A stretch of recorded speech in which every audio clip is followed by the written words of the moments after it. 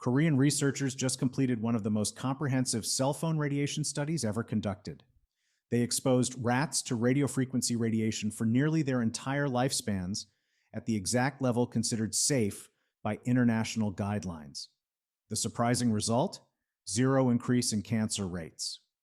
This study comes from a team led by Dr. Han and colleagues at Korean research institutions.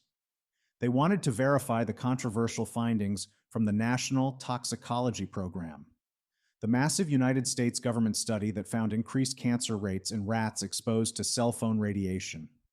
The Korean approach was methodical. They took male rats and exposed them to CDMA-modulated 900 megahertz radiation at 4 watts per kilogram. That's the international safety guideline level for whole-body exposure. What makes this study remarkable is the duration. These rats were exposed from shortly after birth until they died naturally, essentially their entire lifespans. We're talking about chronic, lifelong exposure at the maximum level considered safe. The researchers didn't just look at cancer, they examined the rats' hearts, brains, adrenal glands, and other organs. They tested for genetic damage.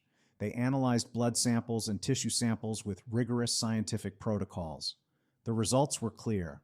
No increase in cancer rates compared to unexposed control rats. No genetic damage detected. No observable effects on major organ systems. This directly contradicts the National Toxicology Program findings. The NTP study, which cost over $30 million and took more than a decade to complete, found increased rates of heart tumors and brain tumors in male rats at similar exposure levels. So why the different outcomes? The Korean researchers used different rat strains and different laboratory conditions. They also coordinated their study with Japanese researchers to ensure consistency in methodology. But here's what's important to understand. The Korean study used CDMA-modulated 900 megahertz radiation, technology that's largely outdated. Most modern smartphones use different modulation schemes and operate at different frequencies. The 4 watts per kilogram exposure level is also worth putting in perspective. That's the whole body safety limit. Typical cell phone use results in much lower exposures, usually under 2 watts per kilogram and only to localized areas near the phone. These conflicting results highlight something crucial about EMF research. Individual studies can produce different outcomes even when using similar protocols. That's why we need to look at the broader pattern of evidence. Currently, there are thousands of peer-reviewed studies examining EMF health effects.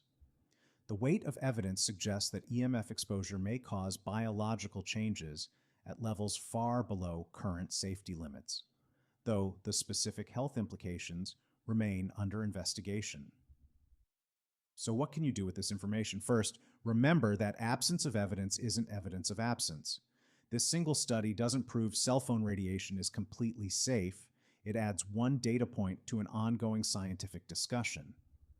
Second, if you're concerned about exposure, simple distance is your best protection. Keep your phone away from your body when possible. Use speakerphone or wired headphones for calls. Third, stay informed about the evolving research. Science progresses through replication and peer review. No single study, whether it shows effects or no effects, should be the final word. Find the full study and hundreds more at shieldyourbody.com/research. Find the full study and hundreds more at shieldyourbody.com/research.